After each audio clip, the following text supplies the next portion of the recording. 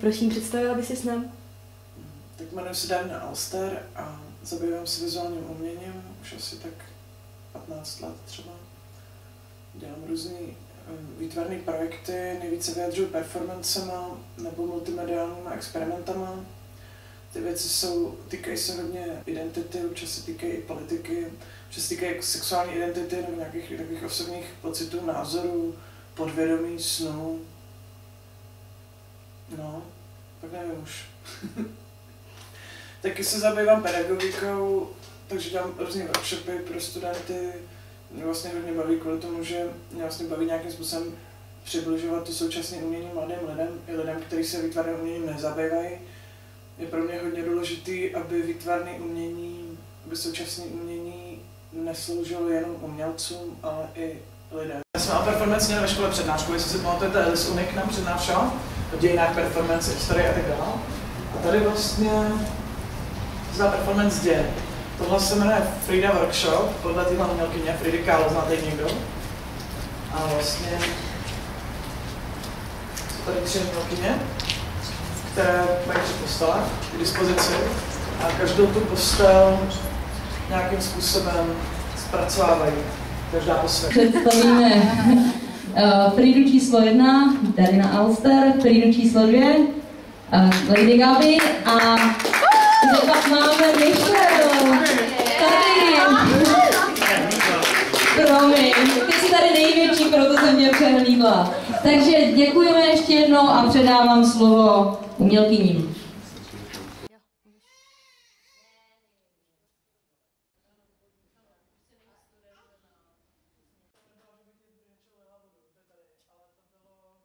A jaký máš vztah k Fridě Kahlo? Frida Kahlo. Tak jako Frida Kahlo, což mě hodně inspirovalo si času, ale to už je hodně let zpátky. Myslím, že ve vrstvách svých lidí, kteří mě ovlivnili v tvorbě, v těch vrstvách Frida Kahlo ve mně je docela silně, takže teďka zrovna bych jí tolik neřešila. Sama od sebe bych jí teďka zrovna tolik neřešila, ale rozhodně ke mně nějak patří. Jakoby někdo v životě mě hodně ovlivnila, její obrazotvornost, její život. Vlastně to začalo tak, když jsem ji poprvé viděla, tak jsem měla pocit, že jsem jí hrozně podobná, protože mi taky třeba srůstalo obočí, jsem se ho netrhala úplně stejně jako Fridě. A taky jsem jako bisexuálka nebo něco takového, takže mám jako podobné sklony. A to bylo ještě v době, když nebyla natočený, to jsem jako se s Fridou Kahlo seznámila s její tvorbou dřív, než byl natočený ten film, který to totálně spopularizoval. No a vlastně jsem začala hledat právě její věci, její malby, že se mi líbil takový zvláštní fantazie, obrazotvornost, taky se mi líbilo to překonávání bolesti, který v ní je. A potom byl obrovský boom Fridy, když byl natočený ten film se Salmou Hayek a všichni prostě milovali Fridu. A to možná znáš, že když všichni milují tu věc, tak ti to začne štvát. Že ji najednou už prostě máš plný zuby vlastně. No, ale vlastně ten projekt Frida Kahlo Workshop, tak mě hrozně zaujal a rozhodně jsem v něj chtěla jít, protože jsem chtěla nějakým způsobem Fridě vzdát čest. Ano, Fridě vzdát čest, nějak se s ní propojit.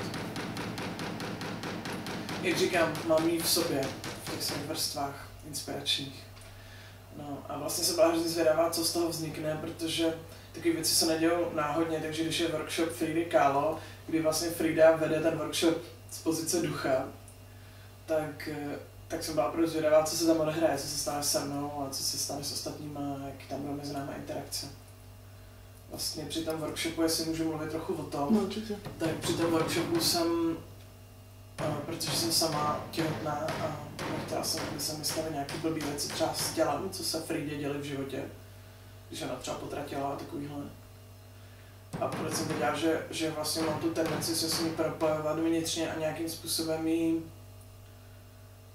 zvnitřňovat, nebo se s ní snažit s ní komunikovat, opravdu s tím duchem, nebo jakoby s tím duchem ve smyslu ne, že vidíš nějakého ducha, který někde tady sedí a dáváš si s ním čajček, jo, ale spíš ve smyslu ten duch, co sálá z jejich obrazů, nebo z jejich obrazotvornosti, jo, Rozumíš tomu? Takhle se můžeš setkat, já nevím, tímhle stylem jako mluvím o duchu Fridy Kahlo se můžeš setkat třeba s nějakým svým oblíbeným spisovatelem, když čteš jeho knihu, najednou máš pocit, že by si s ním mohla strávit večer, že úplně víš, že jako přemýšlí, nebo tak něco. No, takže tady s tím duchem Fridy. Takže já jsem vlastně používala tu postel, kterou jsme měli, že jsme každá měli postel jako možnost. A já jsem používala tu postel jako tělo. Takže ty postely se děly ty věci, já jsem tam vlastně byla jenom jako fakt takový ten duch bez těla a to tělo byla ta postel, takže tam se jako všechno dělo prostě, tam se to všechno odráželo. Byl takový zvláštní způsob přenosu, abych si mohla spojovat s Fridou, ale abych mohla komunikovat s jejím duchem, ale abych na sebe nepřenášela trauma jejího těla, protože Frida jako hodně vytrpěla v životě a prostě měla opravdu velký problém s tělem, že? A jeden z nich byl třeba ten, že nemohla mít děti a tak. Takže jsem se vlastně ocitla v naprosto opačném stavu učení v tomhle bodě. Takže to byla pro mě zajímavá zkušenost. A jaká byla spolupráce s dalšíma 2 Fridama, čili s Lady Gaby a s Michelle Schimmel? Tak, no Michelle to pojala po svém, to asi bych nechala spíš na ní, aby to nějak vysvětlila, nebo něco takového. Prostě Michelle udělala pravý opak našeho denodenního tam bytí, ta prostě přišla, rozsekala postel a šla domů. A vzala to teda jenom jako takový akt nějakého vysvobození se z té postele. Což možná by taky mohl být jeden aspekt Fridy, destruktivní aspekt Fridy Kahlo. No a Lady Gaby, to prostě pro mě znamenalo hodně, protože berlínská umělkyně, performerka a vlastně, která se hodně věnuje mluvenému slovu a nikdy jsem neměla tu, jako znám ji už pár let, ale nikdy jsem neměla tu možnost s ní spolupracovat. Speaking with the fire through candles and through wind.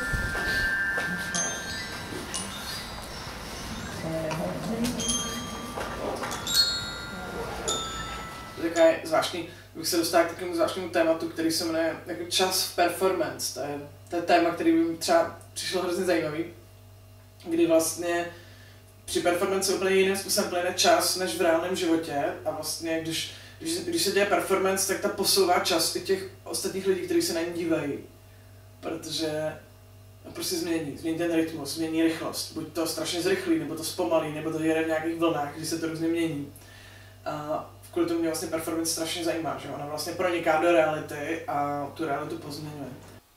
Úžasný byl ten moment, kdy Lady Gaby recitovala něco o lásce a najednou Lukáš zapl motorovou pilu a potom tu postel tak jako ořezal, to mi přišlo asi jako nejsilnější moment.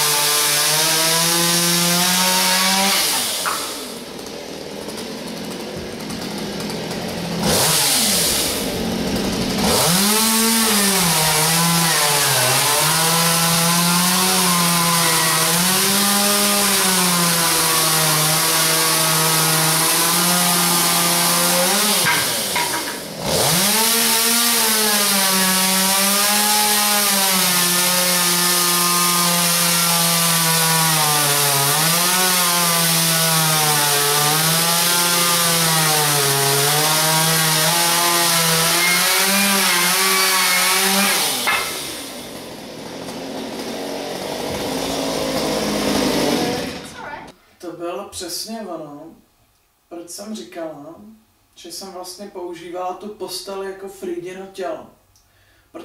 Protože ono, když chceš komunikovat s duchem, tak tomu tělu neunikneš. Prostě to je spojený, i když je ten člověk mrtvej, tak je to spojený. A já jsem jí vlastně o to prosila, aby to jako se projevovalo na té posteli. A třeba tady ten moment, jo. My jsme věděli, že tam Lukáš přijde s motorovou pilou, ale nevěděli jsme kdy. A to je právě ono. To je ten čas, že vlastně se to najednou vstane. Lady Gaby recituje o lásce a najednou lup a je tam Lukáš s motorovou pilou přesně v tu chvíli. Vlastně tou motorovou pilou ořezával kusy té postele, což bylo jakoby ty zranění z lásky. Víš, jakože to byl prostě takový symbol najednou a bylo to z toho znát podle mě. Já jsem to pak vlastně spontánně začala ty kousky stříkat červeným sprayem, aby bylo jasný, že jako krvácí, že ta postel krvácí. A že to je jako zraněný city prostě, kterých byla Frida plná. No byla jsem ráda, že se to naděje mě, že zároveň můžeš být tím nástrojem, skrze který tu pracuje, ale nemusíš tím být postižená. Into account, love is being the second or the third or the fourth fuck in 24 hours. Love can really turn you from a little girl into a proper woman. Jsi nějak mohla popsat ty jednotlivý dny tady té Fridy? Co se to dělo na té tvojí posteli? Já jsem to teda pojala opravdu jako duchařinu, protože mě na to nejvíc zaujal ten workshop, který vede Frida Kahlo. Takže jsem každý den věnovala jednomu živlu. A skrz ty živly jsem se snažila s Fridou komunikovat. Skrz ty živly a skrz tu postel, kterou jsem měla k dispozici, to jsme si tady už vysvětlili. S tou postelí a s tím přenosem Fridyho těla na tu postel.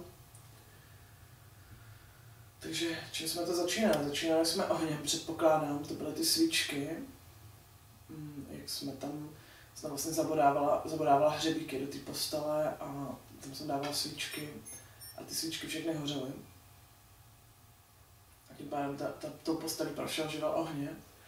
Potom ten den, co Lukáš odřezával ty kusy, tak to byla voda. Já jsem nechtěla pracovat s těma živlama jako jenom tak, že když je oheň, tak hoří oheň, když je voda, tak to paleš vodou. Jo, vlastně ty živly mají psychologický významy, takže vlastně tady to byla právě ta láska. Jo, jakoby to zranění láskou nebo ty city, takže voda má oheň má psychologický význam intuice a voda má psychologický význam city. Takže to bylo vlastně o těch citech, o té lásce a zároveň se ta postel proměňovala na loďku. Jo, že tím, že vlastně Lukáš ořezal ty strany těch čel a vlastně jsme potom jako připevňovali po stranách, takže se z toho pomalu, ale jistě stávala loďka z té naší postele, nebo teda z té mojí postele. No a další den byl vzduch a to jsme tam právě přidělali s Lukášem, stožár a plachtu. Takže to byla plná loďka. Co bylo další den? A pak bylo, co jsme to měli? Už jsme měli oheň. To byla země. Měli jsme oheň, měli jsme vodu, měli jsme vzduch, chybí nám země, viď? No a země, tak to tam nebyla. Byla. Já tam byla pořád. Tak to je super, že jsi tam byla pořád. Tam byli tví studenti. Tam byli mý studenti a to jsme vlastně společně do té lodě nastěhovali trávník. Já vám teda opravdu děkuju, že jste tak šlechetný a že mi tady pomáháte, ne? S touhletou věcí. A co má zkušenost s performancem, tak člověk z toho není unavený. No a potom byl poslední den a to byla právě performance z Lady Gaby a to byla pátý živel je éter. A éter, to je prostě jako tajemný živel, který jako propojuje všech ty 4 ostatní. No a jsem ho pojala jako komunikaci. A vlastně to byl ten přenos jakoby toho vztahu mezi náma nebo tak. Čili vlastně už ta performance nebyla moje samotná, ani Gaby samotná, ale byli jsme spolu a nějakým způsobem jsme spolupracovali v rozhovoru o lásce, o Fridě, o životě. No já jsem taky pracovala s tím svým mateřstvím, že jo, s tou zeměkoulí, s tou planetkou, kterou si v sobě nosím.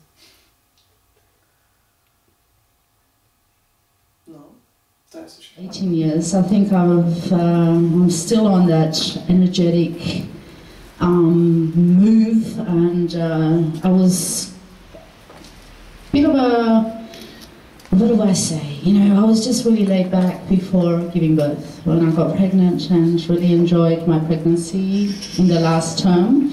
And then I gave birth, and then I'll tell you what, I was on a high. I just did everything I could do. I got a tattoo, I traveled, I started performing, I started showing my body, I was proud of myself. For me, giving birth was probably one of the best things I've done. I hope it will be for you too. It's great that in this, now it don't have to be stop of life of women, you know, like it can have also a lot of fears. I know a lot of birth stories and some are beautiful and some are terrible. Some people are telling how beautiful and how exciting experience it was for them, and some are telling how it was. Break me with your sex, your lust, your passion, but spare me the hate when I've had enough and I'm through with you. Spare me, but drag me, but spare me with your babies, as long as I can look after them. Spare me and drag me with your smile.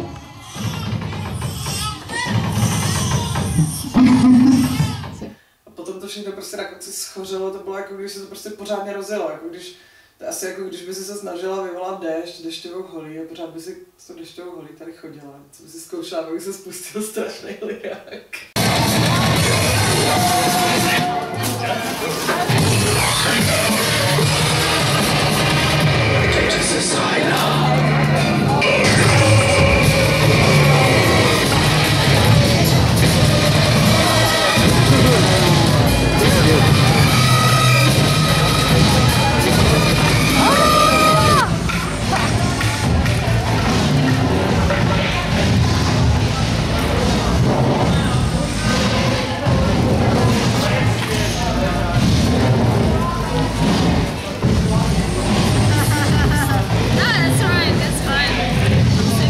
Jsou skvělý věci. Ta situace existovala a najednou zmizela, schořela a je konec a po všem. A jako kdyby se to nikdy nestalo. Zameteš popel a Galerie Dogs funguje dále jako předtím a nikdy nic takového se tam nedělo. Nikdy tam nikdo nic nepálil, nezalejval vodou, neuřezával a nerecitoval o lásce. Prostě jako kdyby se ti to jenom zdálo. A to je vlastně úžasné, když ten moment pomývosti tomu dodává hodnotu v zážitku.